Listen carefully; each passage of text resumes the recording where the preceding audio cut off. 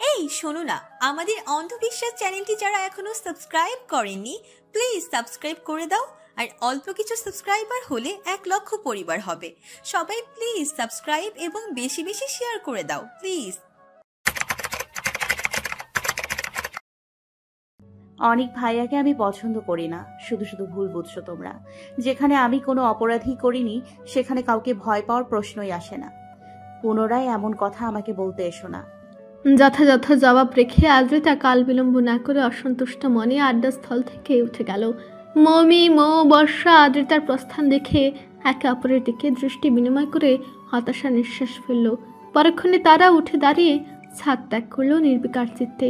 আকাশটা কালো আধারে ছেয়ে গেছে, দিনের আলো মিলিয়ে গিয়ে রাত নেমেছে পুরো শহরে। সন্ধ্যার পরবর্তী সময় যে যার ঘরে ব্যস্ত, লাইট জ্বলছে বাসার প্রতিটি রুমে, কোনায় কোনায়। বাসার আনাচে কানাচে আলোক তীব্রতায় জ্বলজ্বল করছে, শুধু আলোকহীনতায় ডুবে আছে আদিবের সুবিশাল কামরা, অন্ধকারাচ্ছন্ন রুম, স্তব্ধ নীরব সবকিছু। ঘুটঘুটে আধারে এক হাত সামনে দৃশ্যপট অস্পষ্ট। দরজা জানালা চাপিয়ে লাইট অফ করে রেখে সে খুবই ফুঁসছে রীতিমতো।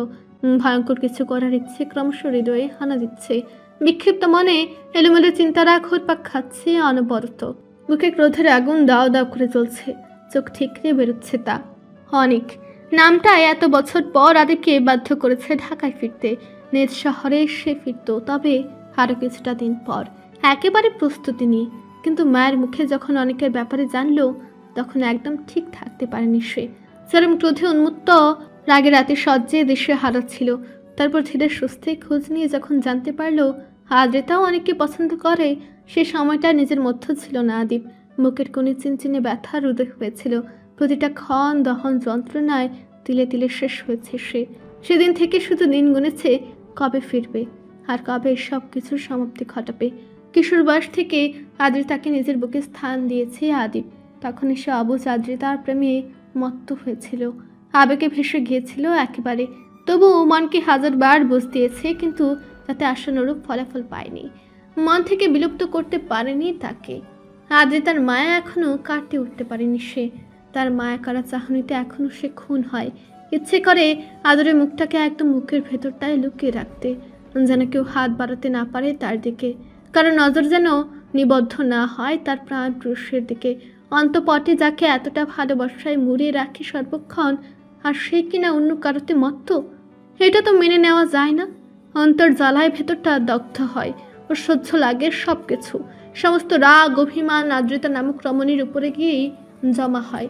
আক্রোশে অন্ধ হয়ে তাকে নিঃশেষ করতেই ইচ্ছে হয়, কিন্তু একটা কারণেই পারে না। এসেছে থেকে মেয়েটার চোখের ভাষা তাকে বারবার ভুল প্রমাণিত করে। প্রচণ্ড দ্বিধাদ্বন্দ্বে ভোগায়, অস্থিরতায় তীব্র স্রোত বয় অন্তঃপুরে। আদ্রিতা কি কোনোভাবে তাকে পছন্দ করে? তার চাহনি হাব ভাব তো তাই বুঝায়, কিন্তু তবু মনের সন্দেহের রেশ বিরাজমান। স্পষ্ট তো বুঝতে পারে না আদ্রিতার মনের আকাঙ্ক্ষা, দুরামনা চলে। অন্তরের দ্বিধায় নির্বিকার রয় আদিব। অনেক ভালো ছেলে, আদ্রিতা তাকে পছন্দ করতেই পারে। তবে হঠাৎ ভাবনা বাধাগ্রস্ত হয় আফসানার কণ্ঠস্বরে। তিনি দরজার উপাস থেকে অনবরত চেঁচিয়ে যাচ্ছেন, আদিব, দরজা খোল, ঘুমিয়ে গেছিস আদিব? মায়ের উদ্বেগ মাখা আওয়াজে আদিব নড়েচড়ে শোয়া থেকে উঠে বসে। বিছানা থেকে নেমে ক্ষণিকেই ব্যস্ত পদচারণে গিয়ে দরজাটা খুলে অন্ধকার রুম দেখে আফসানা খানিক ভরকান। বড় বড় চোখে ছেলেকে পরখ করে তড়িৎ রুমের অভ্যন্তরে প্রবেশ করেন। চিন্তিত স্বরে আওড়ান, রুমের লাইট অফ কেন? কি হয়েছে? কেন সেতে গেলি আবার? আদিব জবাব না দিয়ে চোয়াল শক্ত করে সোজা গিয়ে বিছানায় বসে।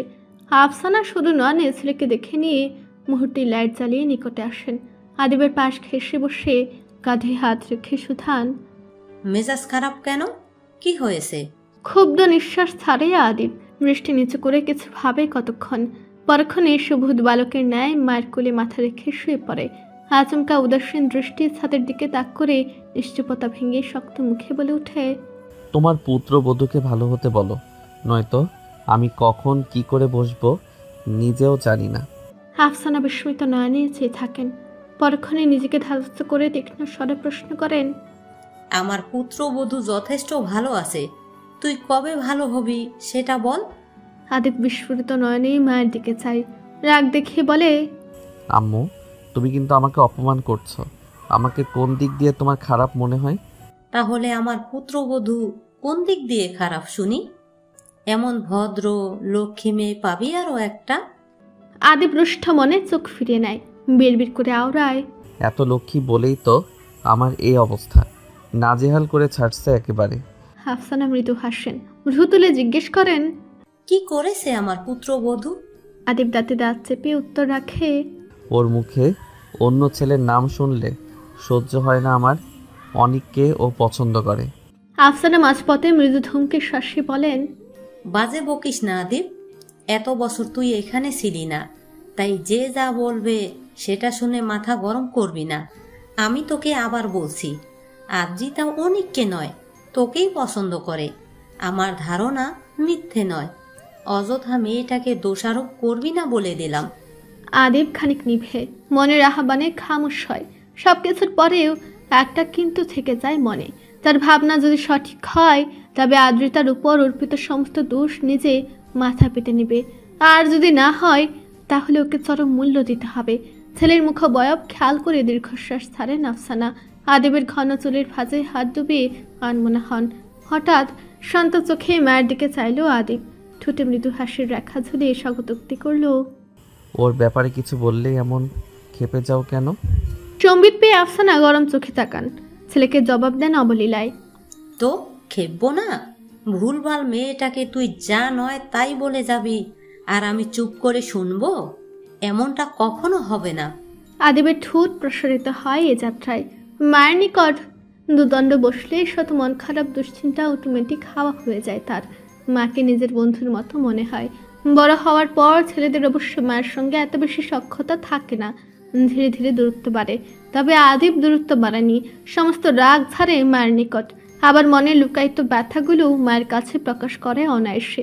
অতঃপর মমতাময়ী মা ছেলের কষ্টের গভীরতা বুঝে সমাধান খুঁজেন হন্য হয়ে। আদরের শাসনে ছেলেকে বোঝান কোনটা তার জন্য মঙ্গলজনক। আদিব তার মাকে বলেছিল আদিব তাকে সে ভালোবাসে এবং তাকে বিয়ে করতে চায়। এটা শোনার পর তার মা রাগারাগি করেনি, বরং খানিক সময় নিয়েছে ভাবনা চিন্তার জন্য। পর মুহূর্তে সন্তানের মর্ম বেদনা উপলব্ধি করে উজ্জ্বল মুখে ছেলের সঙ্গ দিতে ভুলেনি, এখনও দিয়ে চলেছেন। বর্তমানে তো তাকে দেখে আদ্রিতার প্রতি টান বেশি দেখা যাচ্ছে। ঠোঁটে দাঁত চেপে উঠে বসে আদিব সহাস্য মুখে টি শার্ট টেনে টুনে ঠিক করে নির্লিপ্ত গলায় বলে, ঠিক আছে, বুঝেছি সব। এবার 1 কাপ কফি পাঠাও আমার জন্য। পুত্রবধূকে দিয়ে পাঠাতে যেও না আবার, অঘটন। আদিবের কথা মাঝপথে থামিয়ে যেতে নিয়ে জবাব দেয় আফসানা, আমার পুত্রবধূ আর আসবেও না তোর ঘরে। যা ব্যবহার করিস।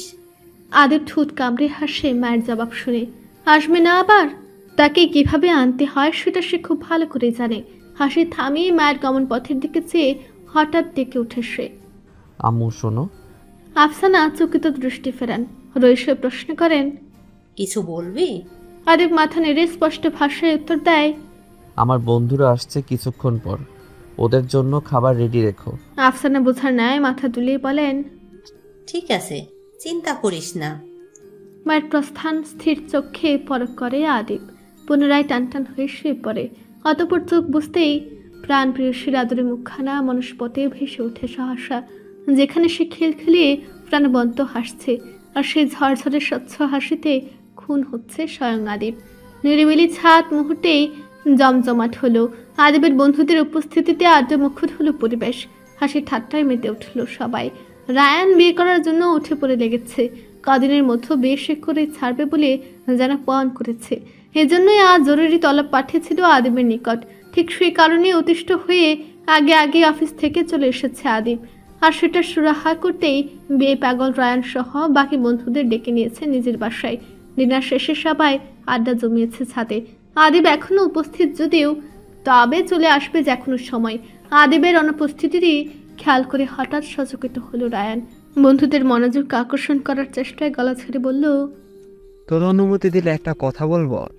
তাহির চোখমুখ শুরু করে বলল, তুই আবার অনুমতি নিতে শিখলি কবে থেকে? কি বলবি বল শালা। রায়ান তৎক্ষণাৎ খ্যাপাটে স্বরে বলল, আমার বোন নাই, শালা শালা করবি না তাহিরের বাচ্চা। রাফি বিরক্তি নিয়ে বলল, থাম তো দুইটা, কি বলবি বল। রায়ান এবার টান টান হয়ে চেয়ারে বসলো।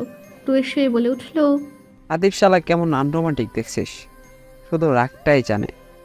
আদ্রিতার সঙ্গে ওর কথাবার্তা বলা একটা সুযোগ করে দেয়, কি বলিস? নুবা আদ্রিতাকে দেখতে চেয়েছে, ওরে না হয় কাল। আচমকা আদিবের আগমনে রায়ানের কথা মাঝপথে থেমে যায়। বাকিরাও থতমত খেয়ে নড়ে চড়ে বসে। আদিব নির্বিকার ভঙ্গিতে হেঁটে এসে রায়ানের পাশের খালি চেয়ারটায় আসন গেড়ে বসলো। হঠাৎ থমকে যাওয়া পরিবেশ স্বাভাবিক করতে রায়ান অনিচ্ছাকৃত হাসে। দাঁত কেড়ে সাফাই গিয়ে কিছু বলতে নিবে, তখনই আদিব বিচক্ষণ ভঙ্গিতে শুধায়, আদ্রিতাকে কোথায় নিয়ে যাওয়ার কথা বলছিলি? রায়ান সজাগ দৃষ্টিতে তাকায়, বাকিটা মিটিমিটি হাসে। আদিবের শানিত দৃষ্টিতে নজর রেখে রায়ান স্বীকারোক্তি দেয় সহজ ভঙ্গিমায়, তোর কথা অনুযায়ী আমাকে সব জানিয়েছি, বুঝলি? বাবাকেও জানিয়েছি, তারা অমত করেনি, আবার মতও দেয়নি। সময় চেয়েছে, কিন্তু আমি বলে দিয়েছি কদিনের ভিতরে বিয়ে করব। ব্যাস, এটা শুনে অবশ্য দ্বিমত করেনি, আর সিদ্ধান্ত হয়েছে কালই নুবাকে দেখতে যাবে। ভাই, ভাবছিলাম আমাদের সঙ্গে আদ্রিতাকেও নিয়ে যাই, কি বলিস? নুবাও দেখতে চেয়েছিল ওকে। আদিব নির্বিকার চিত্তে সমস্ত কিছু শুনল, দৃষ্টি অদূরে রেখে চুপচাপ বসে রইল। বন্ধুরা সব মুখে থাকলো তার জবাব শোনার প্রত্যাশায়, কিন্তু আদিবের অভিব্যক্তি সুবিধার লাগলো না তাদের কাছে। ক্ষণিকেই শিফাত ধৈর্য হারালো। নিশ্চুপ আদিবের উদ্দেশ্যে গম গমের স্বরে বলল, ভাই কিছু বল, এমন নিরামিষের মতো হাব ভাব করস কেন? বন্ধুদের অভিপ্রায় বুঝতে বেশিক্ষণ লাগলো না আদিবের। ওরা যে ইচ্ছাকৃত আদ্রিতাকে নেওয়ার পায়তারা করছে সেটা তার জানা। সব বুঝেও অবুঝের ভান করল সে। ওদের উদ্দেশ্য সম্বন্ধে কিছুটা আঁচ করতে পেরেছে। এবার না হয় তাদের আশকারায় সাড়া দেওয়া যাক। আদিব গম্ভীরতা বজায় রেখে সবাইকে একপল দেখে নেয়, অতঃপর প্রত্যুত্তর করে মেঘমন্দ্র আওয়াজে, যাকে নেওয়ার প্রসঙ্গ উঠেছে তাকে গিয়ে জানা, তখন সে যেতে চাইলে যাবে, সেখানে আমি বাধা দেওয়ার কে? আদিবদের দোতলা বাড়িটায় আজ রমরম অবস্থা বিরাজমান। হাসি আমোদে মুখরিত হয়ে আছে আনাজ কানাজ। প্রফুল্ল চিত্তে একে অপরের সঙ্গে বাক্যলাপে মগ্ন সবাই। আদিবের 4 বন্ধুই তার থেকে সম্পূর্ণ বিপরীত স্বভাবের। আদিব যেখানে গম্ভীরতা বজায় রেখে খুব মেপে মেপে কথা বলে, সেখানে তার বন্ধুরা একদম ফ্রি মাইন্ডেড। যেখানেই যায় অবলীলায় সবার সঙ্গে সহজে মিশে যায়, মুহূর্তেই ভাব জমে ফেলে সবার সাথে। আদিবের পরিবারের লোকজনের সঙ্গে অবশ্য পূর্ব হতেই তাদের ভালো সম্পর্ক বিদ্যমান। ঘন ঘন আসাতে সখ্যতা আরও বেড়েছে। রায়ান উচ্ছ্বাসের সহিত সবাইকে নিজের বিয়ের ব্যাপারটা জানিয়েছে। সকলে এই সংবাদ শুনে নিজেদের খুশি প্রকাশ করেছে। কিভাবে কি ভালো হবে সে সম্পর্কে উপদেশ দিয়েছে গুরুজনরা। আদিব টানটান হয়ে ড্রয়িং রুমের সোফায় বসে আছে। তার দৃষ্টি বিচরণ করছে বন্ধুদের মুখভাবে। তার পরিবারকে সংক্ষেপে বিয়ের ব্যাপারটা জানিয়ে বেরোনোর কথা ছিল তাদের, অথচ তার বন্ধুদের এখনকার কাণ্ড দেখো। এক একজনের গল্পের আশ্রয় সাজিয়েছে রীতিমতো। আদিবের গম্ভীর মুখ বাবা চাচাদেরও বশ করে এটা সেটা জিজ্ঞেস করার ব্যস্ত তারা। কর্মজীবন সম্পর্কিত আলাপে তারা যখন মত্ত, তখনই বিরক্তিতে উঠে দাঁড়ায় আদিব। তৎক্ষণাৎ বন্ধুদের উদ্দেশ্য করে বলে ওঠে, বাহিরে যাবি তোরা, না আমি একাই চলে যাব? বন্ধু মহল হঠাৎ সতর্ক হয়। আদিবের ভাবভঙ্গি পরখ করে এবার আসল কথাটা পারে রায়ান। হালকা হিসেবে আবদার ছড়ে শফিক রহমানের দিকে চেয়ে, আঙ্কেল, মমি আর আদ্রিতাকে কাল নিয়ে যেতে চাইছে আমাদের সঙ্গে। আসলে নুবা দেখতে চাইছিল আর কি। শফিক রহমান খানিক নিশ্চুপ থাকেন। পরবর্তীতে ড্রয়িং রুমে উপস্থিত আদ্রিতা ও মমির দিকে চেয়ে স্বাগতোক্তি করেন, ওরা যেতে চাইলে যাবে, যেতে চাও তোমরা? চাচুর প্রশ্ন শুনে চকিতে দৃষ্টি ফেরায় আদ্রিতা। তবে তার জবাব দেওয়ার আগেই মমি কোমল স্বরে জানায়, চাচু, আমার তো আগামীকাল একটা পরীক্ষা আছে, যেতে পারবো না বোধ হয়। মমির বক্তব্য শুনে শফিক রহমান আদ্রিতার দিক থেকে দৃষ্টি ফেললেন। আদ্রিতা তটস্থ ভঙ্গিমায় মাথা নিচু করে বিড়বিড় করে বলে, আমার ক্লাস নেই কাল। মেয়েদের উত্তর শুনে শফিক রহমান মৃদু শ্বাস ছাড়লেন, অতঃপর স্বল্প হাসিতে অনুমতি দিলেন। মৌতু যেতে পারবে না, আদ্রিতা যাক, তবে কাল আদিবের সঙ্গে পাঠিয়ে দিব তাহলে। রায়ান তৎক্ষণাৎ উপর নিচ মাথা দুলিয়ে আমোদিত স্বরে বলে, চ্যাঙ্কেল ওর সঙ্গে পাঠিয়ে দিন। এই কথা শুনে আদ্রিতা কুণ্ঠায় হাঁসফাঁস করল। কি মুসিবত! বদমেজাজি লোকটার কাছাকাছি ঘেঁষতে চাইছে না সে, অথচ বারবার তার সঙ্গে জুড়ে দেওয়া হচ্ছে তাকে। এখন কি উপায়? কাল না জানি কেমন হাব ভাব করে সে। বদলুক একটা। মনে মনে মুখ বাঁকালে উপর থেকে নির্বিকার রয় আদ্রিতা। চোরা দৃষ্টিতে লোকটার ভাবভঙ্গি পরখ করে ঠোঁট কুচকায়। আদ্রিতাকে নেবার সম্মতিটা পাওয়ার পর আর এক সেকেন্ডে উঠতে দেরি করেনি আদিবের বন্ধুরা। সকলের থেকে বিদায় নিয়ে তখনই ত্রস্ত পায়ে প্রস্থান করলো তারা। আদিব তার বন্ধুদের নিয়ে উঠে যেতেই আদ্রিতা এসে বসলো সোফায়। দীর্ঘক্ষণ দাঁড়িয়ে থেকে পা ব্যথা হয়ে গেছে তার। মৌমি বর্ষা গুরুত্বপূর্ণ আলোচনায় সামিল হতে এসেছিল। সব শুনে তারাও নিজ নিজ ঘরে চলে গেল তৎক্ষণাৎ। তনিমা মরিয়মও নিজেদের ঘরে রেস্ট নিতে গেছেন। শুধু রয়ে গেলেন আফসানা। আদ্রিতা বড়দের আড্ডাস্থলের মাঝে সোফার এক কোণে বই হাতে চুপচাপ বসে রইল। পড়ায় মনোযোগী হবার তীব্র প্রচেষ্টা, কিন্তু হঠাৎ তার মেজু চাচুর করা একটা প্রশ্নে মনোযোগে বিঘ্ন ঘটল। সচকিত হয়ে তাকালো। আশিক রহমান তার বড় ভাইকে প্রশ্ন ছুড়েছেন, ভাইজান, আদিবের বিয়ে নিয়ে কিছু ভাবছেন? ছেলে তো এখন নিজের লক্ষ্যই পৌঁছিয়েছে, এবার না হয় মেয়ে দেখা শুরু করি, কি বলেন? শফিক রহমান খানিক মৌন থাকলেন, তারপর সহজ গলায় বলেন, এখনই নয়, আরও কিছুটা দিন যাক। সবেমাত্র চাকরিতে জয়েন দিয়েছে, এখনই এসব আলোচনা করা ঠিক হবে না, সময় দেই ওকে। ভাইয়ের মতামত শুনে সম্মতিতে মাথা নাড়েন দুই ভাই। আদ্রিতা হঠাৎ বিচলিত হলেও খানিক স্বস্তি পায় বড় চাচুর জবাবে। তবে আচমকা তার বাবার ডাকে হাক চোখে তাকায় সে। আদ্রিতা? জি আপু। সাদেক রহমান মিষ্টি করে হাসেন।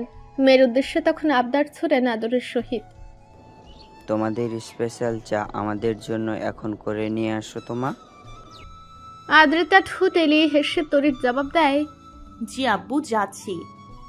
আদ্রিতার বানানো মশলাদার চা বাড়ির সকলেরই পছন্দ করে বলা যায়। চা বানানোর প্রসঙ্গ এলেই হম্বিতম্বি করে আদ্রিতাকে ডাকা হয়। আদ্রিতাও আনন্দ উচ্ছ্বাসে সবসময় চা করে দেয় তাদের। এতদিনে সবার প্রশংসা শুনে শুনে অভ্যাস হয়ে গেছে তার। তবে বিশেষ জনের প্রশংসা বাণী শুনতে এখন মন মরিয়া। সে কবে সেই অমূল্য বাণী উচ্চারণ করবে? শোনাবে কি কখনো? কে জানে। স্নিগ্ধ সকাল, সূর্যকিরণ পাতার ফাঁক ফোকর গলে উকে ঝুঁকে দিচ্ছে। নাতিশীতোষ্ণ আবহাওয়া, হালকা শীতে রোদের আমেজ তনু মন চনমনে করে তুলছে। কোমর অবধি ঘন কালো চুল ছেড়ে রাখা, ত্রস্ত হাতে চিরুনি দ্বারা চুল বাঁধায় রত আদ্রিতা। দক্ষ হাতে খুনিকে চুলগুলো খোপা বেঁধে নীল রঙা হিজাবটা হাতে নিল। গায়ে নীল সাদা মিশ্রণের সালোয়ার কামিজ জড়ানো, তার সঙ্গে ম্যাচিং করে নীল রঙা হিজাব তৎক্ষণাৎ মাথায় মুড়ে নেয়। পরক্ষণেই মুখে হালকা পাউডার, ঠোঁটে লিপ বাম লাগিয়ে তড়িৎ নিজের হাত ব্যাগটা খোঁজায় মগ্ন হলো। ঘুম থেকে জাগতে আজ বেশি দেরি করে ফেলেছে সে। অথচ অন্যদিকে আদিব কখন থেকে রেডি হয়ে ড্রয়িং রুমে বসে আছে। আজ না এই লোক তাকে তীব্র অপমান করে ছাড়ে। আদ্রিতার মনেই ছিল না যাবার কথা, আর কেউ ডেকেও দিল না তাকে। কি আশ্চর্য! এখন দেরি করার অপরাধে বাঁকা তো তাকেই খেতে হবে। আদ্রিতা তাড়াহুড়ো ভঙ্গিমায় একটা হাতে নিয়ে বুক ফুলিয়ে দম ছাড়ে। নিজ প্রতিবিম্ব আরেকবার আয়নায় দেখে নেয়। অতঃপর আর কোনো দিকে নজর না দিয়ে এক বুক সংশয় দ্বিধা নিয়ে সে সোজা নিচে নামার উদ্দেশ্যে পা বাড়ায়। গুরু গম্ভীর মুখে মায়ের উপদেশ শ্রবণ করছে আদিব। তার হাতে একটি কাচের প্লেট, সে প্লেটে থাকা রুটি মাংস নির্বিকার চিত্তে গলাধকরণ করে মায়ের কথায় হুঁ করছে সে। আফসানা এক পর্যায়ে ভ্রু বাঁকান। ছেলের নির্লিপ্ত ভঙ্গি বড্ড অপছন্দ তার, অথচ ছেলেটা সব সময় এমন করে। তিনি বাজার মুখে স্বাগতোক্তি করেন, কি হুহা করছিস? ভালোভাবে উত্তর দেওয়া যায় না? আদ্রিতাকে কড়া কথা শোনাবি না বলে দিলাম। ও কাঁদলে কিন্তু তোর খবর আছে। ঠিকঠাকভাবে বাসায় পৌঁছে দিবি। আদিব এবার মুখ তুলে অসহায় নেত্রীর নিচু কণ্ঠে জবাব দেয়, এক কথা কয়বার বলো? শুনতে পাচ্ছি তো আমি। তোমার কথা অনুযায়ী সব হবে। এবার মহারানীকে আসতে বলো, লেট হচ্ছে আমার। আদিবের মুখে বয়ব দেখে খানিক হাসলেন আফসানা। আদ্রিতাকে ডাকার জন্য উঠে পা বাড়াতেই তাকে সিঁড়ি বেয়ে নিচে নামতে দেখা গেল। আফসানা হালকা হেসে আদরের স্বরে ডাকলেন, আয় আদ্রিতা, খাইয়ে দেই। আদ্রিতা নীরব পদচারণে মাথা নুইয়ে আফসানার কাছে এসে দাঁড়ালো। পরক্ষণে সোফার এক কোণে এঙ্গুটে শুটি হয়ে বসলো। অতঃপর আদিবের দিকে নজর পড়লে থমকে যায় তার পৃথিবী। দূরে দূরে কম্পন অনুভব হয় বুকের ভেতরটায়। আদিবকে দেখা মাত্র সমস্ত লজ্জারা ঘিরে ধরে তাকে। শুকনো গলা ভেজাতে ঢুক গিলতে হয় বহুবার। এমন কেন হয়? আগে তো এমন অনুভব হতো না। এখন আদিবকে সে ভালোবাসে বলে তাই। ভালোবাসার মানুষটাকে দেখা মাত্র এমন দম বন্ধকর অনুভূতিতে পিষ্ট হতে হয় বুঝি। আদ্রিতা মাথা নিচু করে আর একবারও চেয়ে দেখে না জলগম্ভীর লোকটাকে। মোমে বড্ড বধ, তার সঙ্গ দিল না। সে থাকলে তো এত অস্বস্তি হতো না তার। রাগে যদি লোকটার সঙ্গে আজ সারাটা দিন কাটাতে হবে। না জানি কপালে কি আছে। আদিবের খাওয়া শেষ হওয়া মাত্র সে মেয়ের কাছে প্লেট বুঝিয়ে বেসিন থেকে হাত ধুয়ে সে তড়িৎ বাইরে বেরিয়ে গেল। যাবার আগে আদ্রিতাকে নিয়ে দ্রুত গাড়ির নিকট আসার সংকেত মাকে বুঝিয়ে দিয়ে গেল। ছেলের ইশারা বুঝে আফসানা ত্রস্ত হাতে আদ্রিতাকে খাইয়ে দিতে লাগলেন। আর মধ্যে রান্নাঘর থেকে তনিমা ছুটে এলেন কফির মগ নিয়ে। আদিবকে দেখতে না পেয়ে সংশয়ে প্রশ্ন ছুড়লেন, আদিব চলে এসেছে বাবি? আদ্রিতার মুখে রুটির টুকরো পুড়ে দিয়ে আফসানা জবাব রাখলেন, চলে গেছে। কফিটা আদ্রিকাকে দিয়ে দাও। আদ্রিতা তৎক্ষণাৎ মুখ কুচকে বলল, তিতা কফি আমি খাবো না, একটুও চিনি নেই। আফসানা মৃদু হাসেন, ভ্রু উঁচে সুথান, তুই কিভাবে জানলি আদিব চিনি ছাড়া কফি খায়? টেস্ট করেছিলি? বড় মায়ের প্রশ্নে থতমত খায় আদ্রিতা। ধরা পড়ে যাওয়ায় দৃষ্টি এদিক সেদিক করে। কৌতূহলবশত সত্যি সে একদিন আদিবের কফি টেস্ট করেছিল। ঠিক তখনই মুখটা তার একদম তিতকুটে হয়ে যায়। এর স্বাদ সে ভুলবে কিভাবে? এমন কফি কিভাবে খায় মানুষটা? এসব খায় বলেই তো তার মুখ দিয়ে সবসময় তিতা তিতা কথা বের হয়। নিজের ভাবনা থেকে বেরিয়ে এসে মিনমিনিয়ে স্বরে জবাব দিল আদ্রিতা, না মানে ওই দিন চোখে দেখেছিলাম। আফসানা আলতো হাসেন, তবে কিছু বলেন না। আদ্রিতাকে খাওয়ানো শেষ করে হাত ধুতে যান। আদ্রিতা যখন জোহরি নজরে বাসন আনাচে কানাচে চোখ বোলায়। তার কাজিনরা কেউ বাসায় নেই। ইন্টার ফার্স্ট ইয়ারে পড়া মাহিম কলেজে, মৌ বর্ষাও ভার্সিটিতে চলে গেছে। আর তার বাবা চাচারা অফিসে যাওয়ার পথে আরাফকে স্কুলে নামিয়ে দিয়ে গেছে। শুধু সেই বেকার বসে আছে। আদ্রিতা হতাশার শ্বাস নিলে মায়ের আগমন লক্ষ্য হলো। তিনি কফির মগ নিয়ে পুনরায় এসেছেন। এবার সুজা তার সামনে দাঁড়িয়ে বলে উঠলেন, নে দৌড়, চিনি মিক্স করেছি, জলদি খা, আদিব অপেক্ষা করছে তো। মাকে এক পলক দেখিয়ে আদ্রিতা কফির মগ নিল। তখনই বাহির থেকে গাড়ির হর্নের আওয়াজ এলো। আদিব নিশ্চয়ই খেপেছে। আদ্রিতা কফিতে কয়েক চুমুক দিয়ে চটজলদি মায়ের হাতে কফির মগ ধরিয়ে উঠে দাঁড়ালো। ততক্ষণে আফসানা উপস্থিত। দুজনেই আদিব নামক কঠোর পুরুষের অভিসন্ধি মুঝে ব্যস্ত পায়ে বাড়ির বাইরে গেল। তাদের পিছু তনিমাও ছুটে এলেন। আদ্রিতা তখন গাড়ির কাছাকাছি চলে গেছে প্রায়। তনিমা পিছন থেকে মেয়েকে সাবধান করে বললেন, আস্তে যা, পড়ে যাবি। আদিবের কাছাকাছি থাকবি, ছোটাছুটি করবি না। মায়ের কথায় থমকে দাঁড়িয়ে গেল আদ্রিতা। পিছু ফিরে মাকে এক পলক দেখে উত্তর দিল, আমি ছোট বাচ্চা না আম্মু, ছোটাছুটি কেন করব? টেনশন নিও না, আসি। আদিব ড্রাইভিং সিট থেকে এক পলক চেয়ে দেখে তাদের কাণ্ড কারখানা। তার মা চাচি মেয়েকে সুপরামর্শ দিয়ে ভরিয়ে দিচ্ছেন একেবারে, যেন আদিব তাদের মেয়েকে পথে বেঁচে দিয়ে আসবে। আড়ালে কিঞ্চিত হেসে ঠোঁট বাঁকায় আদিব, অথচ উপর থেকে সুনির্বিকার কঠোর মানব। আকাঙ্ক্ষিত মুহূর্ত, দীর্ঘদিনের লালিত স্বপ্ন বাস্তব রূপ নিয়েছে আজ। অন্তঃকোণে প্রশান্তির হাওয়া বহমান। দুটি হৃদয় আজ পরিতৃপ্ত। পুলকিত চেহারায় স্বচ্ছ নয়নে হাসছে। একজনের চোখে মুগ্ধতা, অপরজন সেই মুগ্ধকর দৃষ্টিতে নিজেকে হারিয়ে লাজকলতার ন্যায় নুয়ে গেছে। কি মনোমুগ্ধকর সে দৃশ্য! রায়ান নোভার বিবাহ সম্পন্ন হয়েছে কিছুক্ষণ পূর্বে। জন্ম, মৃত্যু, বিয়ে, এই তিনটি ক্ষণ সৃষ্টিকর্তার নির্ধারিত। এই তিনটা বিষয় আচমকা অপ্রত্যাশিতভাবে কখন ঘটে যায় তা বোঝা বড্ড মুশকিল। রায়ান তার বাবা মা বন্ধুদের নিয়ে এসেছিল আজ কন্যা দেখার উদ্দেশ্যে। বড়জন আংটি পরিয়ে রেখে যেত আজ। বিয়ের পরিকল্পনায় ছিল সামনের শুক্রবারে, অথচ এক কথায় দুই কথায় বিয়েটা পাকা করে আজকে এইভাবে যেন এই মুহূর্ত হয়ে গেল। অবশ্য এত ভালোই হয়েছে, 4 বছর ধরে করা তাদের লুকোচুরি প্রেমের সম্পর্ক পূর্ণতা পেলেও আজ একজোড়া কপুতের মনের আশা পূর্ণ হলো। সারা জীবনের জন্য পেয়ে গেল একে অপরের মনের মানুষটাকে। সদ্য বিবাহিত যুগলকে বিমুগ্ধ নয়নে পরখ করছে আদ্রিতা। ড্রয়িং রুমের সোফায় পাশাপাশি বসে আছে তারা। ওদের জায়গায় যদি সে আর আদিব হতো তবে কেমন হতো ব্যাপারটা? নিশ্চয়ই তাদেরও সুন্দর মানাতো। মনের অভ্যন্তর ভাবনায় ঠোঁট চেপে হাসে আদ্রিতা। পরক্ষণেই চোখ ঘুরিয়ে আদিবের দিকে চাইলে চোখাচোখি হয় তাদের। আদ্রিতা থতমত খেয়ে চোখ সরায়। লোকটাও তার দিকে চেয়েছিল নাকি? গাড়িতে পুরো রাস্তা একদম নিশ্চুপ থেকে আদ্রিতাকে নিয়ে সোজা রায়ানের বাসায় গিয়েছিল আদিব। সেখান থেকে তাদের সঙ্গে একদম নুভাদের বাড়িতে উপস্থিত হয়। রায়ানের মায়ের কথাতেই মূলত বিয়েটা আজ হয়ে গেল। ওনার কাছে মেয়েকে খুব পছন্দ হয়েছে। ছেলের পছন্দের তারিফও করেছেন রীতিমতো। মায়ের কথায় তখন লজ্জা পেলেও এই মুহূর্তে রায়ান চিরসুখী বনে নিজের বউয়ের পানে চেয়ে। বন্ধুদের নানা ইঙ্গিতপূর্ণ কথা, দুষ্টু উক্তি কিছু গায়ে মাখছে না সে। এসবের ভিতরে নুভা লজ্জায় আড়ষ্ট হচ্ছে, মাথা নুয়ে হাঁসফাঁস করছে। আদ্রিতা ড্রয়িং রুমের এক কোণে দাঁড়িয়ে এই দৃশ্য দেখে মিটিমিটি হেসে এগিয়ে গেল সোফার দিকে। বাড়ির গুরুজনরা আপাতত নিজেদের কাজে ব্যস্ত, তাদের এদিকে মন নেই। আদ্রিতার আগমনে হাফ ছেড়ে বাঁচল যেন নুভা। কয়েক ঘন্টাতেই মেয়েটার সঙ্গে বড্ড ভাব জমে ফেলেছে সে। যদিও সে আদ্রিতার থেকে বয়সে বড়, তাতে কি? আদ্রিতার মতো মিষ্টি, নম্র, ভদ্র স্বভাবের মেয়ের সঙ্গে মেশা যায় খুব সহজে।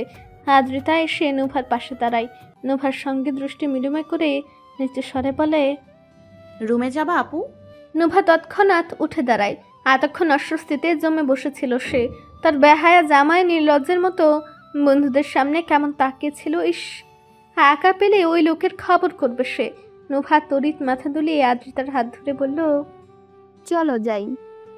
নুভার দিকে চেয়ে রায়ন অসহায় নেত্রে বলে উঠল, বউ, এটা কিন্তু ঠিক হলো না। রায়নের অসহায় সুর শুনে আদ্রিতা তখন খিলখিল করে হেসে দিল, অথচ নুভা পাত্তা না দিয়ে গদগদ পায়ে চলে গেল।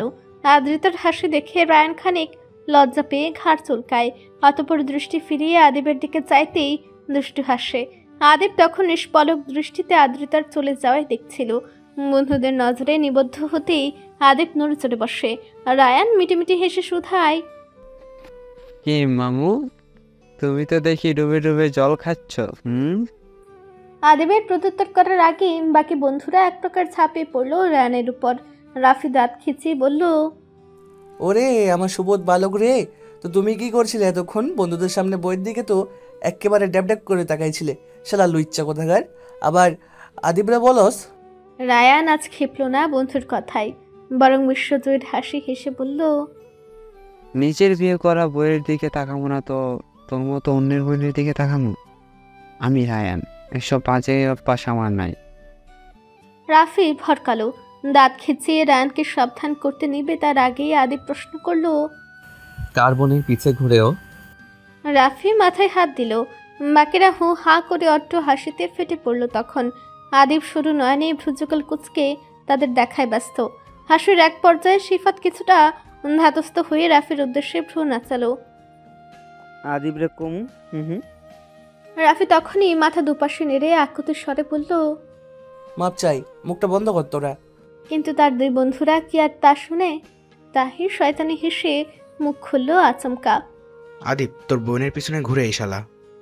আদিব যেন ভিমড়ি খেলো, চকিতে গাঢ় দৃষ্টিতে রাফিকে দেখল। রাফি সে দৃষ্টি দেখে ভয় শেষ। আদিব না খ্যাপাটে আচরণ দেখায় এখন। রাফি যখন অস্থিরতার সংখ্যায় দুর্বল, সেই মুহূর্তে শোনা গেল আদিবের শীতল কণ্ঠ, মৌমিকে পছন্দ করিস? কবে থেকে? হতচকিত হয়ে রাফি ঘাড় ফিরালো, সরল স্বীকারোক্তি দিল রসুয়ে। তুই যেদিন চট্টগ্রাম থেকে এলি সেদিন থেকেই মৌমিকে ছোটবেলা দেখলেও তেমন মনে ছিল না। সেদিনই প্রথম দেখেছি, প্রথম দেখাতেই ভালো লেগেছে, তাই একটু নজর রেখেছিলাম আর কি। আদিবের দিকে অপরাধী মুখে চাইল রাফি। আদিব সে চাহনি দেখে মুখ আরো শক্ত করলো। রাফি বেশ ঘাবড়ে গেল। বাকি বন্ধুরা তখনও রসিকতা করে বলল, রাফির মামুর প্রথম প্রেম বিনষ্ট করিস না আদিব, তোর বোন জামাই বানায়া ফেল। এই প্রথম বন্ধুদের রসিকতাপূর্ণ কথায় আমাদের প্রফুল্ল হলো রাফি। পরক্ষণে আদিবের দিকে খেয়াল করতেই মুখটা চুপসে গেল তার। আদিব এখনো শান্ত দৃষ্টি ছুড়ে তার দিকেই চেয়ে আছে, যেন এক্ষুনি কাঁচা চিবিয়ে খাবে। রাফি কি বলবে বুঝতে পারছে না। সে কি খুব বেশি অপরাধ করে ফেলেছে? আদিবকে রুষ্ট হয়েছে তার প্রতি? মাফ চাইবে কি? মনে যখন নানা আশঙ্কা জন্মাচ্ছে, তখনই আদিব পুনরায় শুধালো, সত্যিকারের প্রেমে পড়েছিস নাকি আজ আছে কাল নেই? এমন হলে আমি আমার বোনকে তোর হাতে দিব না। আদিব তার বন্ধুদের ভালো করে চিনে, ওরা কখনো মানুষকে ঠকাবে না, এই বিশ্বাস তার আছে। তবু রাফিকে ঝালাই করতে কথাটা বলল। রাফি এ কথার প্রেক্ষিতে বুদ্ধিদীপ্ত জবাব রাখলো, তুই তোর বন্ধুকে ভালোভাবে চিনিস, আর যদি তোর পরিবার রাজি থাকে তবে আজই তোর বোনকে বিয়ে করতে আমি রাজি আছি। রায়ান তৎক্ষণাৎ দাঁত কেলিয়ে হেসে জবাব দিল, বাহ, কি জবাব! বন্ধু আমার প্রেমে পড়ে সাহসী হয়ে গেছে। আমি কোন জন্মে ভীতু ছিলাম? ভীতু নস বলেই তো আজ আদ্রিতার সঙ্গে মৌমিকে এখানে আনতে উঠে পড়ে লেগেছিলে। জবাব দিল তাহির। রাফি চুপ করে গেল পুনরায়, দৃষ্টি ঘুরিয়ে আদিবের দিকে চাইল, কাদু কাদু ভাব নিয়ে বলল, ভাই কিছু বল ওদের, কেমনে আমার মতো ভুলভাল মানুষটারে নাজেহাল করতেছে। আদিব টান টান হয়ে বসলো, মৃদু শ্বাস ছেড়ে বলে উঠল, দুনিয়ায় মেয়ের অভাব পড়ছিল, আমার বোনের দিকেই নজর দিতে হলো তোর। ওরে ভাল লাগছে, এখন আমি বিয়ে করব, তুইও তো চাচাতো বোনের প্রেমে। মাঝপথে থামিয়ে চোখ রাঙিয়ে জবাব দিল আদিব, আমারটা টানবি না? তাহলে বোন জামাই হিসেবে মেনে নে, আমার মতো ভালো ছেলে আর একটা পাবি না। রাফির গর্বিত স্বর। বাকি বন্ধুরা মিটিমিটি হাসিতে মত্ত। আদিব বিরক্ত হওয়ার ভান করেও পারল না। রাফির অসহায় ভাবভঙ্গি দেখে হাসি পেল তার। পর মুহূর্তে কিঞ্চিত হেসে মতামত রাখলো, সেটা পরে ভেবে দেখা যাবে, ধৈর্য ধরে থাক। উত্তপ্ত সূর্যটা পশ্চিম আকাশে হেলে পড়ছে ক্রমশ। সফেদ রঙা আকাশ এখন লালিমা আভায় সজ্জিত। গভীর অগ্নির ভিড়ে সূর্যের এই ডুবুডুবু সৌন্দর্য দেখে চক্ষু জুড়িয়ে যায়, শিহরণে লুমকুপ খাড়া হয়। অদ্ভুত আনন্দে মন প্রাণ দুলে উঠে। বিকেলের শেষক্ষণে ইনোভাদের বাসা থেকে বিদায় নিয়ে রাস্তায় বের হয়ে আসে আদিবরা। বন্ধুদের সঙ্গে চটজলদি গাড়ির নিকটে এসে দাঁড়াতে আদ্রিতার অবস্থান বুঝতে আদিব একবার পিছু ফিরে চায়। মাথা ঘুরতে স্থির হয় দৃষ্টি। সম্মুখে হাস্যরত অবস্থায় রায়ানের আম্মুর সঙ্গে হেঁটে হেঁটে আসছে আদ্রিতা। চোখে মুখে আনন্দের হিড়িক দেখা যাচ্ছে। প্রাণ খোলা হাসিতে বেশ স্নিগ্ধ দেখাচ্ছে তাকে।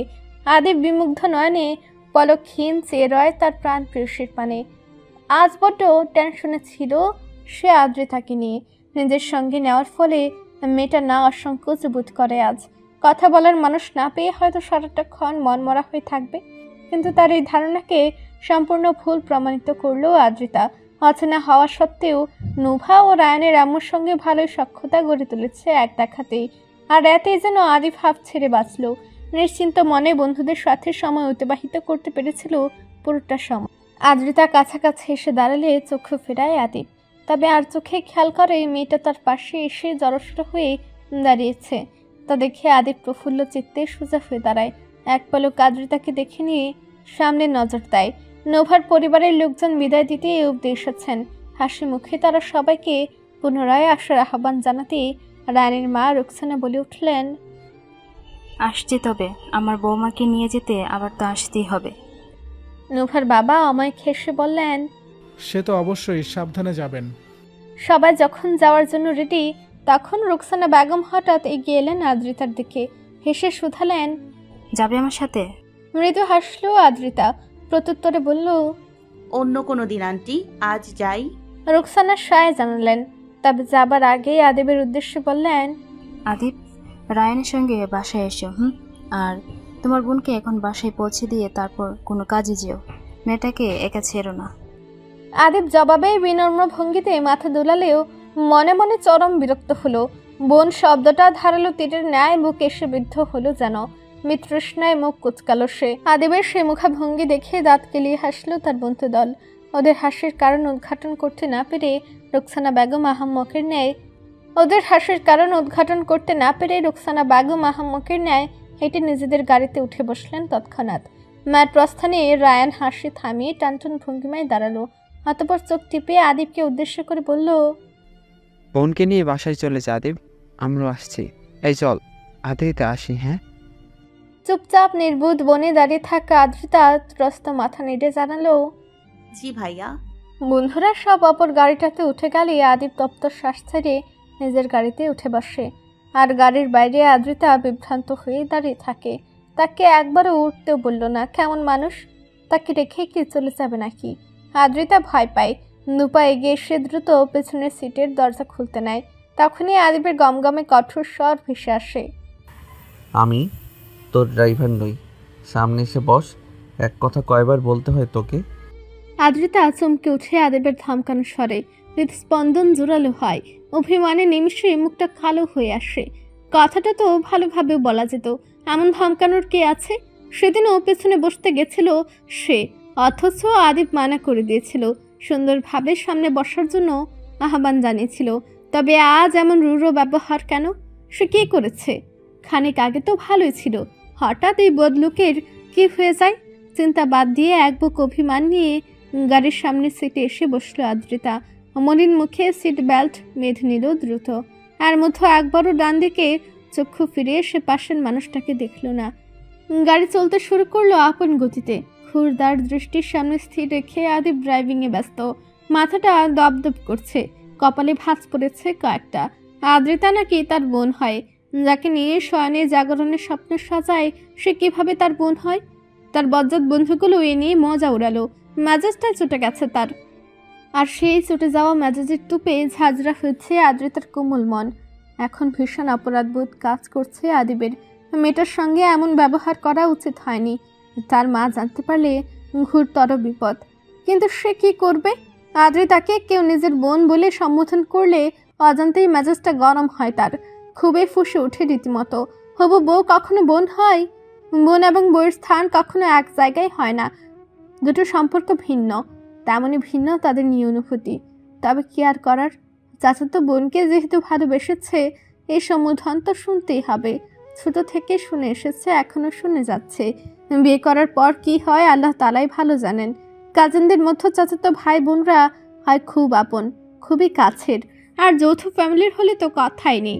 এক বাড়িতেই বেড়ে ওঠা, একসাথে সবকিছু। এমন চাচাতো ভাই বোনের গভীরতম প্রাণের সম্পর্ক খুব কমই শোনা যায়। আদিব শুরুতে এ নিয়ে হীনমন্যতায় ভুগত। মনে হতো এসব ঠিক হচ্ছে না। আশেপাশের মানুষ কি ভাববে, তার পরিবারই বা বিষয়টা কিভাবে নেবে?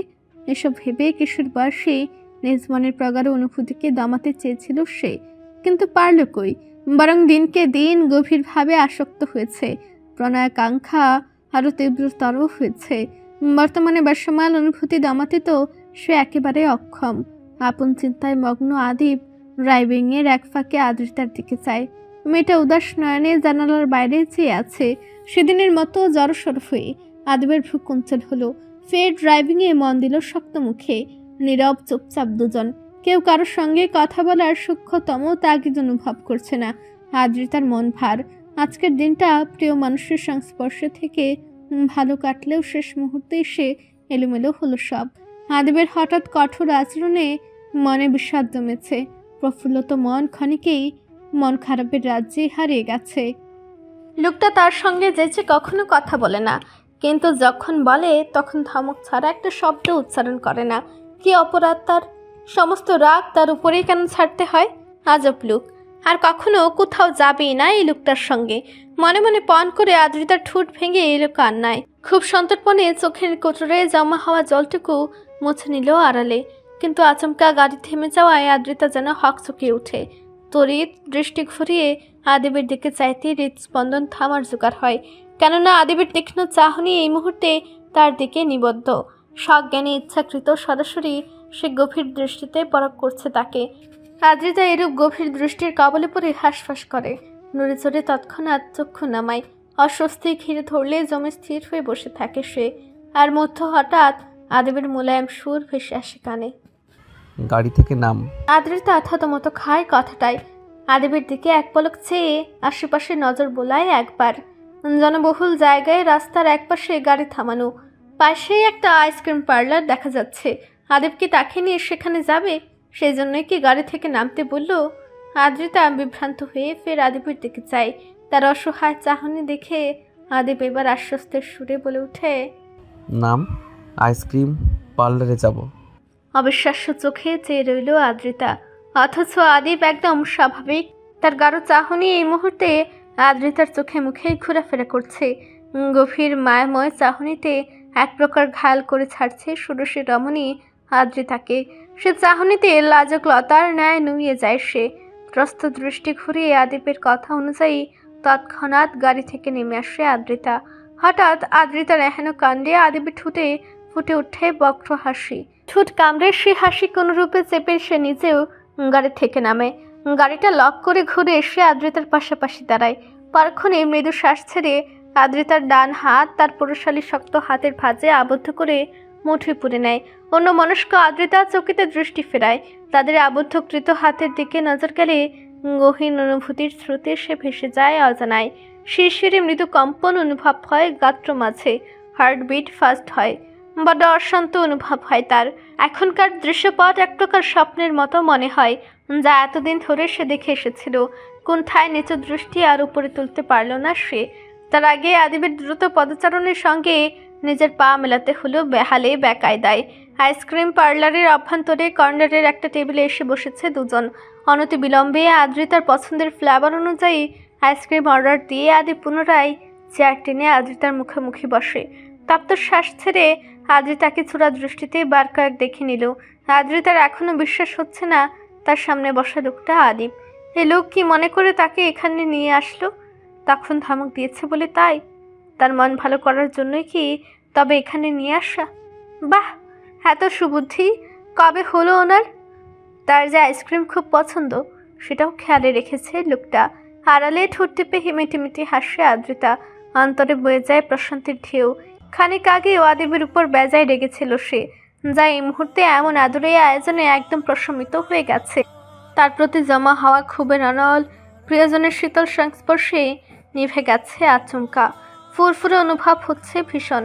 আশেপাশে নজর ঘুরিয়ে কাপল ছাড়া একটা সিঙ্গেল মানুষকেও আবিষ্কার করতে পারল না সে। তাদেরকেও কি উপস্থিত মানুষরা কাপল ভাবছে? ইস, কি লজ্জার বিষয়। আদ্রিতার দৃষ্টি নুয়ে স্থির বসে রয়। আদিব যদি ফেলে আসা সেই দিনটার মতো আবারও ভালোবাসার বাণী উচ্চারণ করতো, আবারও যদি আবেগ মাখার স্বরে বলতো আমার বউ হবি আদ্রিতা, তবে তো তাদের দুজনের মধ্যেও কোনো দূরত্ব থাকতো না। এবার যে সে আর ফিরিয়ে দিত না তাকে। প্রফুল্ল চিত্তে মানুষটাকে আষ্ঠে পৃষ্ঠে জড়িয়ে বলে দিত নিজ মনের সমস্ত গোপন কথা। সে দিনটা কি আর কখনো আসবে না? প্রলম্বিত নিঃশ্বাস ছেড়ে সোজা হয়ে বসতেই কাচের 2 বাটি ভর্তি আইসক্রিম দিয়ে যাওয়া হলো। আদিব তখন ইশারায় তাকে খেতে বলল। আদ্রিতা নড়েচড়ে বসে একটা বাটি আদিবের দিকে এগিয়ে অপরটি নিজের সংস্পর্শে আনলো। সে জানে আদিব আইসক্রিম খায় না, তার জন্যই বোধহয় সবটা অর্ডার দিয়েছে। তবু ভদ্রতা সুলভ তার দিকে এগিয়ে দিয়েছে একটা বাটি। যদি এখন তার খেতে ইচ্ছে করে। আদিব এতে ঠোঁট বাকি হাসে। চামচ নেড়ে মেয়েটা ইতিমধ্যে খাওয়া শুরু করেছে। চোখে বিমুগ্ধতার রেশ নিয়ে আদিব তখন বলে ওঠে, খাইয়ে দিব। আদ্রিতা আহাম্মক বনে চাইল। নিশ্চিত হতে শুধালো, কি? খাইয়ে দিব কিনা সেটা বললাম। আমি আইসক্রিম খাই না, তুই জানিস না? তোকে খাইয়ে দেওয়ার জন্য এটা এগিয়ে দিলি। আদ্রিতা ঢুক গিলে ফুল ভাঙানোর উদ্দেশ্যে ত্রস্ত মাথা নেড়ে বিড়বিড় করে বলল, না না না না, তোমার জন্যই দিয়েছি। আদিব সরু নয়নে তাকে এক পলক দেখে আর কিছু বলল না। কয়েক চামচ মুখে পুরে নিয়ে বাকিটা রেখে দিল ফের। সম্মুখে তার মায়াবী পরিয়ে ধীর সুস্থে খাচ্ছে। খাওয়ার ফাঁকে গোলাপি ঠুটজোড়া জিভধারা মিজে নিচ্ছে ক্ষণে ক্ষণে। কি মোহনীয় লাগছে। আদিব কিঞ্চিত হাসে। মেয়েটা ছোটবেলা থেকে আইসক্রিমের জন্য বড্ড পাগল। অতিরিক্ত আইসক্রিম খেয়ে ঠান্ডা বাদিয়ে বসে থাকতো আগে। এই কারণে কত বকা খেয়েছে তার মায়ের হিসেব ছাড়া, তবু শুধরায়নি। এই মুহূর্তেই এক বাটি শেষ করলো সে। অতঃপর আর চোখে আদিবের দিকে একবার চাইল। আদিব তাকিয়েছিল বিধায় একজোড়া দৃষ্টির মিলন হলো। আদ্রিতা তরির চোখ সরে নিলেও আদিব সেইভাবেই চেয়ে রইল। আদ্রিতার নত মুখের দিকে নজর রেখে কোমল স্বরে জিজ্ঞেস করলো, খাওয়া শেষ? আদ্রিতা ঘন ঘন মাথা নেড়ে জানালো, আমার দিকে তাকা। আদ্রিতা খানিক অবাক হলো। তাকাতে কেন বলছে? মুখের ভেতরটা দূরে দূরে কাঁপছে। সে খেয়াল করেছে প্রেমে পড়ার পর থেকে আদিবের মুখের স্বাভাবিক কথাতেও একদম লজ্জায় মিয়ে যাচ্ছে সে। হয়তো হৃদস্পন্দন জোরালো হচ্ছে। কি আজব! ক্ষণিকে মনের অনুভূতির সামলে প্রশ্ন চোখের সামনে চায় আদ্রিতা। তখনই বিস্ময়ে ঠোঁট দুটো ফাঁকা হয়ে আসে রীতিমতো। অপর বাটিতে থাকা আইসক্রিম চামচে তুলে তার মুখের কাছে ধরে রেখেছে আদিব। আদরে উক্তিতে পুনরায় আহ্বান জানিয়েছে, হা কর। শুকনো ঢুক গিলল আদ্রিতা। আদিবের এত খাতির সহ্য হচ্ছে না তার। তবে লোকটা ভীষণ বদমেজাজি। নিজের কথার সঙ্গে স্বর না দিলে কঠিন কথা শোনাতে ভুলে না। তার এ স্বভাব আদ্রিতা জানে। তাই কাল বিলম্ব না করে আড়ষ্ট ভঙ্গিমায় হাঁ করল। আদিব ভাবলে ক্ষীণভাবে চামচ আইসক্রিম নিয়ে একটু একটু করে খাইয়ে দিল তাকে আদরে স্ফূর্ত মনে। মিষ্টি কোনো স্বপ্নে বিভোর ভেবে আদ্রিতাও বাধ্য বালিকার ন্যায় খেয়ে নিল। অথচ তার মনের কোণে হাজারো প্রশ্ন পাহাড় সমান দ্বিধা। বাসায় ফেরা হলো সন্ধ্যা 6টায়। বাসার অভ্যন্তরে পৌঁছে আদিব ছুটল নিজ রুমের উদ্দেশ্যে। আদ্রিতা তার পিছু পিছু এসে ড্রয়িং রুম ফাঁকা পেল। তার বাবা চাচারা এখনো ফিরেনি। বাকি সবাই হয়তো নিজেদের ঘরে। ধীর কদমে আদ্রিতা এগিয়ে গেল কিচেনের দিকটায়। সেখান থেকে টুংটাং আওয়াজ আসছে। আদ্রিতা কিচেনের দরজার সম্মুখে দাঁড়াতেই মুখে হাসি ফুটে। তার মা, বড় মা, মেজো মা সকলেই খুশ গল্পে মেতে রান্না করায় ব্যস্ত। আদ্রিতা অসহাস্য মুখে গলা ছেড়ে বলল, আমি যে এসেছি কারো খেয়াল আছে? তরির তিনজোড়া দৃষ্টি নিবদ্ধকৃত হলো তার দিকে। আফসানা মৃদু হাস্যে বললেন, কখন এসেছিস? এই মাত্র। আদিব কোথায়? রুমে। আফসানা স্বস্তির শ্বাস ছাড়লেন। পরক্ষণেই নরম স্বরে বললেন, যা গিয়ে ফ্রেশ হয়ে নে, তারপর এসে গল্প শোনাবি। সারাদিন সেখানে কি কি করলি? ঠোঁটেলে হেসে আদ্রিতা মাথা দোলায়। আর মধ্যে মরিয়ম বলেন এক ফাঁকে, গিয়ে দেখ তোর ভাই বোনেরা কী সব পরিকল্পনা করছে, যা গিয়ে সামিল হ। আদ্রিতা আগ্রহ ভরে শুধায়, কি প্ল্যান করছে মেজমা? তনিমা মেয়ের আগ্রহ দেখে চোখ রাঙিয়ে বলেন, লাফানো বাদ, আগে ফ্রেশ হয়ে আয়, তারপর এসে শুনবি। এক জায়গা থেকে এসেছে সে খেয়াল নেই। আদ্রিতা মুখ ভুতা করলো। আফসানা তা দেখে হেসে বলল, কি প্ল্যান করেছে ওরাই জানে। আমাদের শুধু বলল চিপস আর পাকোড়া ভেজে দিতে। এবার যাও করে। আদ্রিতা আর দেরি না করে তৎক্ষণাৎ দৌড়ে উপরে গেল। তার অনুপস্থিতিতে যারা কি প্ল্যান করছে তা তো শুনতেই হচ্ছে। প্রবল আগ্রহ চিত্তে ত্রস্ত পদচারণায় দোতলা এসে থামলো আদ্রিতা। অতপর কান সজাগ রেখে শব্দ উৎসের খোঁজ করলো। ক্ষণিকে পেয়েও গেল। মমির রুম থেকে আওয়াজ আসছে। আদ্রিতা কিঞ্চিত হেসে এগিয়ে গেল সেদিকে। দোতলার বাম সাইডে 3টা রুম। তা মূলত মৌমি এবং বর্ষার জন্য বরাদ্দকৃত। আরব ছোট মানুষ বিধায় বাবা মায়ের সঙ্গেই থাকতো 7 বছর পর্যন্ত। তারপর অবশ্য নিচতলার একটা রুম দেওয়া হয়েছে তাকে। সহাস্য মুখে আদ্রিতা সোজা মৌমির রুমে চলে গেল। বাম সাইডের প্রথম রুমটাই তার।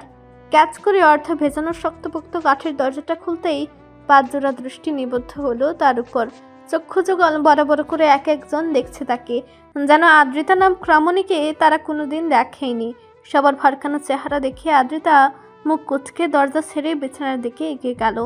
বিছানায় গোল হয়ে বসে আছে 5 জন। ফাঁকা একটা জায়গা দখল করে আদ্রিতা তাদের পাশে গিয়ে বসলো। তারপর ভ্রু নাচিয়ে শুধালো, আমাকে রেখে কি প্ল্যান করা হচ্ছে শুনি? আদ্রিতার কথায় হতভম্ব ভাব কাটিয়ে স্বাভাবিক হলো সবাই। আর মধ্যে মমে খেকিয়ে উঠে বলল, কখন আসলি? এভাবে হুট করে কেউ ঢুকে? নক দিবি না?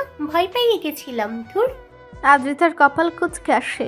আশ্চর্য ভঙ্গিমায় বলে, এতজনকে রেখেও ভয় পাস কি করে? আচুপ তো। ভয়ে ভয়ে প্রত্যুত্তর করলো আরাফ, আমরা ভেবেছিলাম ভূত এসেছে, তাই ভয় পেয়ে গেছি আপু। আদ্রিতা যেন অবাকের চূড়ান্তে বিস্ময়ভূত অবস্থাতেই প্রশ্ন করলো, ভূত আসবে কেন? কি সব আবল তাবল বকছিস? বাসায় কিছু হয়েছে আজ? সকলেই এবার মিটিমিটি হাসলো। মমি দুষ্ট স্বরে তৎক্ষণাৎ বলল, তোর অনুপস্থিতিতে ভূত এসেছিল বাসায়, বলেছে তুই এলে আবার আসবে। আদ্রিতার তার মধ্যে বিরক্তির উদ্রেক হলো। ঠোঁট ফুলে মৌমিকে বলল, একদম ফালতু কথা বলবি না মৌমি। মৌমি দাঁত কেলেই পুনরায় মুখ খুলতে নিলে মৌ এক ধমকে থামিয়ে দিল তাকে। তারপর আদ্রিতার উদ্দেশ্যে বোঝানোর ভঙ্গিতে ধীরে সুস্থে বলল, আজ রাতে আমরা সবাই মিলে হরর ফিল্ম দেখব বলে ভাবছি। কোনটা বেশি ভয়ঙ্কর হবে সেটা নিয়ে আলোচনা হচ্ছিল এতক্ষণ। তার মধ্যেই তুই এলি।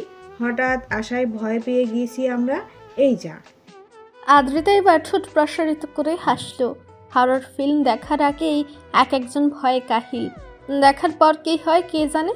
তবে আর বাড়তি শব্দ উচ্চারণ না করে পরক্ষণে নিজেও সামিল হলো তাদের আড্ডাস্থলে।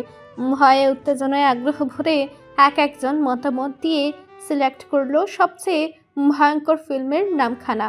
তা হলো নাইটমেয়ার অন ইলম স্ট্রিট। অন্তঃস্থলে প্রশান্তি। ফর্সা গল দুটো উচ্ছ্বসিত হাসির তালে ফুলে উঠছে ক্রমশ। মায়াবী হাসিতে বেশ মোহনীয় দেখাচ্ছে। এক শীতল স্রোত বয়ে যাচ্ছে গাত্র মাঝে। ঠোঁট কামড়ে নানা ভাবনায় তোলপাড় অবস্থা। কিছুটা শঙ্কা, কিছুটা উচ্ছ্বাস মাখা অদ্ভুত শিহরণ সর্বাঙ্গে। আজকের দিনটা যেন ছিল স্বপ্নের মতো, যা এতদিন দেখে এসেছে সে। আদিবের প্রতিটি অভিব্যক্তি দেখে কিঞ্চিত স্পষ্টত হলো সে এখনও তাকে ভালোবাসে। আর এটাই যেন খুশির মাত্রা ছাড়িয়েছে আদ্রিতার। এখনও চোখে ভাসছে সে দৃশ্য, যেখানে খুব আদরের সহিত একটু একটু করে তাকে আইসক্রিম খাইয়ে দিচ্ছে আদিব। তখন অনুভূতির চাপে সে এতটাই পিষ্ট ছিল যে আদিবের মুখাবয়ব খেয়াল করতেই মনে ছিল না। পুরোটা সময় আড়ষ্ট হয়ে দৃষ্টি নত রেখেছিল। এখন অবশ্য আফসোস হচ্ছে, তার প্রতিটা অভিব্যক্তি খুব সূক্ষ্ম নজরে পরখ করার দরকার ছিল। তাকে ঘিরে যেহেতু আদিবের সমস্ত অনুভূতিদের আনাগোনা, তাহলে লোকটা মাঝে মধ্যে কঠিন আচরণ করে কেন তার সাথে? কি কারণে? তাকে শুধুই পূর্বেকার অভিমান থেকে নাকি অন্য কিছু? সেটা তো জানতেই হচ্ছে। খানে কোনো মনস্কতায় আদ্রিতার সম্বিত ফিরে মমির খোঁচানোতে ড্রয়িং রুমে মা চাচি সহ সকলের কাজিনরা জমায়েত হয়েছে। তারা বাবা, চাচারা এবং আদিব অবশ্য রাতের খাবার সেরে নিজ নিজ কামরায় অবস্থান করছে। আজ সারাদিন কেমন কাটল সম্পূর্ণ অপরিচিত এক পরিবারের সঙ্গে, সেটাই উপস্থিত সবাইকে ব্যক্ত করছিল আদ্রিতা। পুলকিত নয়নে সবাইকে জানিয়েছে সমস্ত বিষয় সম্পর্কে। আদিব যে তাকে নিয়ে আইসক্রিম পার্লারে নিয়ে গিয়েছিল সেটা জানাতেও ভুলেনি। তবে স্কিপ করে গেছে আদিবের খাইয়ে দেবার ব্যাপারটা। এটা একান্তই গোপনীয় ব্যাপার। এসব কি আদৌ সবার সামনে বলার মতো? এসব বলতে গেলে নিজে লজ্জায় লজ্জাবতীর ন্যায় নুয়ে যাবে। সকলকে বিস্তারিত কাহিনী জানানোর পর স্বস্তি পেয়েছে আদ্রিতা। এটা তার ছোটবেলাকার অভ্যাস। কোথাও বেড়াতে গেলে তারপর সেখানে সংগঠিত বিষয়গুলো পরিবারের লোকজনের সঙ্গে শেয়ার করা। তার কথা শুনে নিয়ে সবাই আমোদে হাসলো। তারপর ব্যস্ত হলো নিজেদের মতো গল্প গুজবে। আর মধ্য আদ্রিতা নিজস্ব ভাবনায় বিভোর হলে মমির গোতানোর জন্য শান্তি পেল না। পিঠের দিকটায় অনবরত খুঁজে যাচ্ছে সে। আদ্রিতা বিরক্তিতে অতিষ্ঠ হয়ে দাঁতে দাঁত চেপে বলল, কি সমস্যা? মমি সজাগ দৃষ্টিতে চেয়ে নিচু স্বরে বলল, খেপে যাচ্ছিস কেন? সামনে দেখ। আদ্রিতা ভ্রু কুঞ্চন করে সামনে ফিরল। আদিবকে দেখতে পেল। সিঁড়ি বেয়ে নেমে এই মাত্র ড্রয়িং রুমে এসে দাঁড়িয়েছে সে। ব্লু টি শার্ট, ধূসর ট্রাউজার পরিহিত লোকটার চুলগুলো কিঞ্চিত এলোমেলো। নজর কাড়া শ্যাম সুন্দর পুরুষ ধীর কদমে এগিয়ে আসছে ঠিক টি টেবিলের কাছটাতে। আদ্রিতা ঢুক গেলে পরক্ষণে মমির দিকে প্রশ্ন চোখে চায়। জিজ্ঞেস করে অবুঝ ভঙ্গিমায়, সামনে কি দেখতে বলছিস? আদিব ভাইয়া এসেছে, দেখলি না? তো কি হয়েছে? মমি এবার চোখ পাকিয়ে নিচে স্বরে বিড়বিড় করলো, সন্ধ্যায় আমাদের মধ্যে কি আলোচনা হলো ভুলে গেলি? আদিব ভাইয়ার কাছে ল্যাপটপ চাইতে হবে, আমরা যে হরর ফিল্ম দেখবো, মনে নেই? আদ্রিতা এতক্ষণে আসল কাহিনী বুঝে মাথা নাড়ল। অতঃপর নিজেও ফিসফিসিয়ে জানালো, আমি কিন্তু চাইতে পারবো না, তুই যা। একদম না, তুই গিয়ে চাইবি, তোকে ধমক দিবে না ভাইয়া। আদ্রিতা আহামক বনে চাই, তাকে নাকি ধমকাবে না আদিব। তাকে কটু কথা শুনেই তো মনের সমস্ত ক্ষোভ মেটায় আদিব। ওসব ওদের কে বুঝাবে? আদ্রিতা কাটকাট ভঙ্গিমায় বলে, তোদের থেকে আমাকেই ধমকায় বেশি, আমি পারবো না বলতে।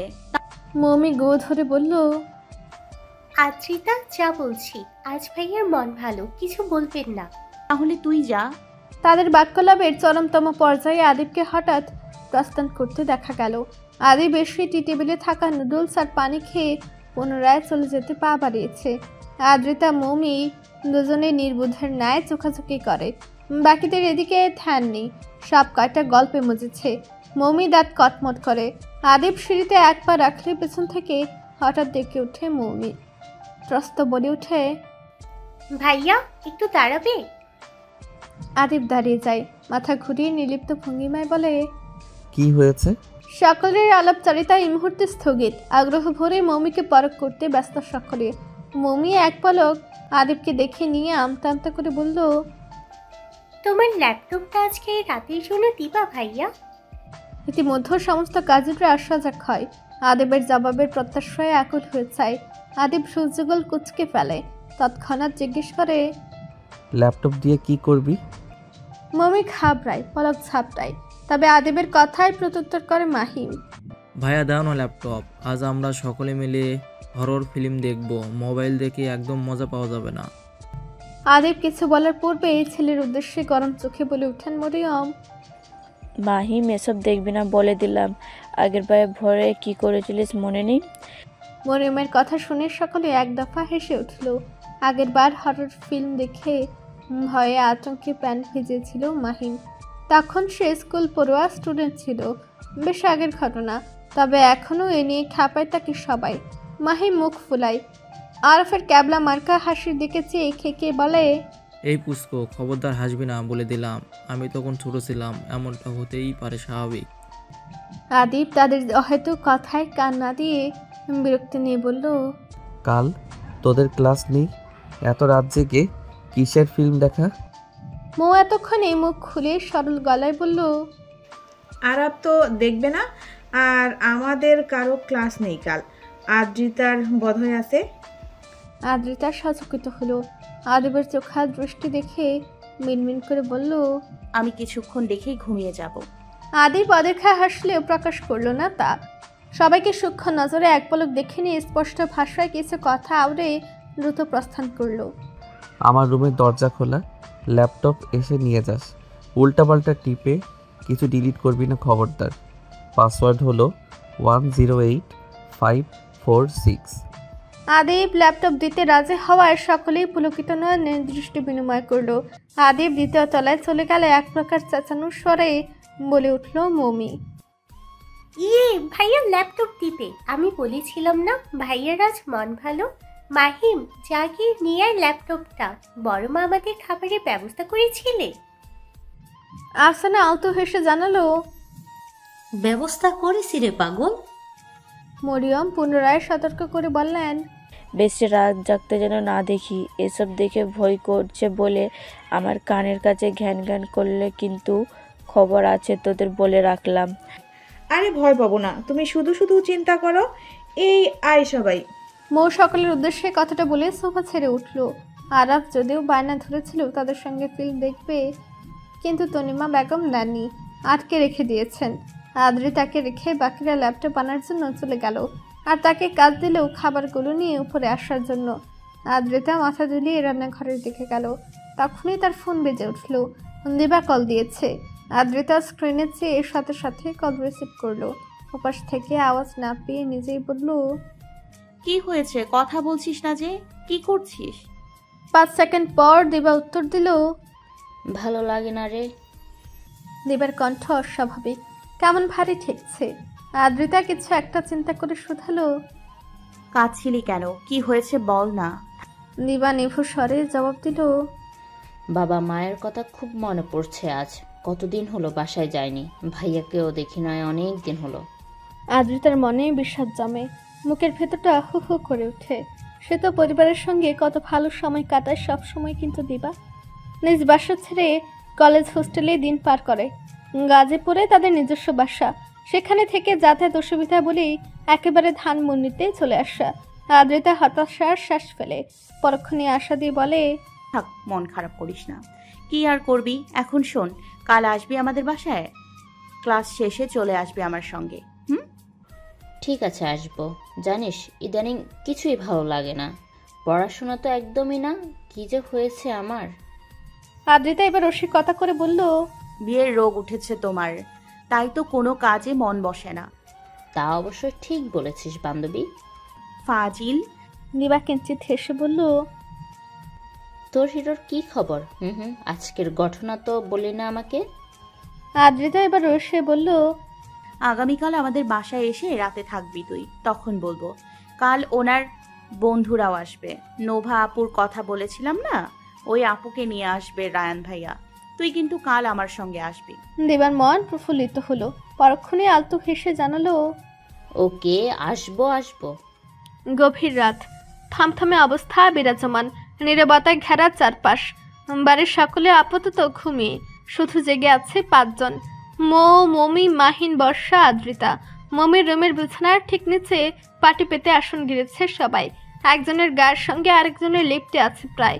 সব দরজা জানালা বন্ধ করে লাইট অফ করে ল্যাপটপে মুভি দেখা শুরু করেছে তারা সেই 10টা থেকে। এখন রাত 12:30। একটা মুভি শেষ করে ইতিমধ্যে আরেকটা দেখাই শুরু করে দিয়েছে তারা। সকালে ভয়ে তটস্থ উৎকণ্ঠায় ঢুক গিলছে বারবার। জঙ্গলের অভ্যন্তরে ঘটা বিভিন্ন ভৌতিক সিন দেখে মাহিম বারবার ভয়ে মৌয়ের হাত চেপে ধরছে। মৌ নিজেও তার ভাইকে অভয় দিয়ে হাতটা চেপে ধরে রেখেছে আদরে ভঙ্গিমায়। সকলের মনোযোগ এই মুহূর্তে ল্যাপটপের স্ক্রিনে চলমান ভয় জাগানো মুভিতে। পূর্বেরটার চেয়ে এটা আরো বেশি ভয়ঙ্কর লাগছে। শরীরের লুমকুপ অব্দি দাঁড়িয়ে যাচ্ছে, হৃৎপিণ্ড জোরালো হয়ে নাস্তা নাবুদ করে ছাড়ছে সবাইকে। আদ্রিতা নড়ে চড়ে উঠে হঠাৎ ঢুক গিলে বলাই উঠে, আমি আর দেখবো না, ঘুমোতে যাচ্ছি, কাল ক্লাস আছে আমার। বর্ষা পাশ থেকে সচকিত হয়ে বলল, এখানে শুয়ে পড়, যেতে পারবি এখন? পারবো। মমি দৃষ্টি তুলে সাবধান করলো। পরে ভয় পেয়ে চিল্লাস না আবার, তাহলে কিন্তু বড় চাচু খুব বকবে আমাদের। আদ্রিতার একটু ভয় লাগছে অবশ্য, কিন্তু এতটাও নয়। তাই সে ত্রস্ত উঠে দাঁড়িয়ে স্বাগতোক্তি করলো। ভয় পাবো না, কিন্তু এখানে আর এক মুহূর্ত থাকলে ভয়ের সাগরে ডুবে যাব আমি। ভীতগ্রস্ত মাহিম এবার দাঁত কেলিয়ে বলল, আর একটু থাকো আদিতা আপু, তোমাকে ভয়ের সাগরে ডুবিয়েই সারি। আদ্রিতা চোখ রাঙায় মাহিমকে, তবে কোনো জবাব না দিয়ে যাওয়ার উদ্দেশ্যে পা বাড়ায়। পেছন থেকে মৌনি ফের বলে, নিয়মিত ভালোবাসার গল্প শুনতে এবং পড়তে আমাদের অন্ধবিশ্বাস চ্যানেলটি সাবস্ক্রাইব করে পাশে থাকা বেল আইকনটি ক্লিক করুন। ধন্যবাদ সবাইকে।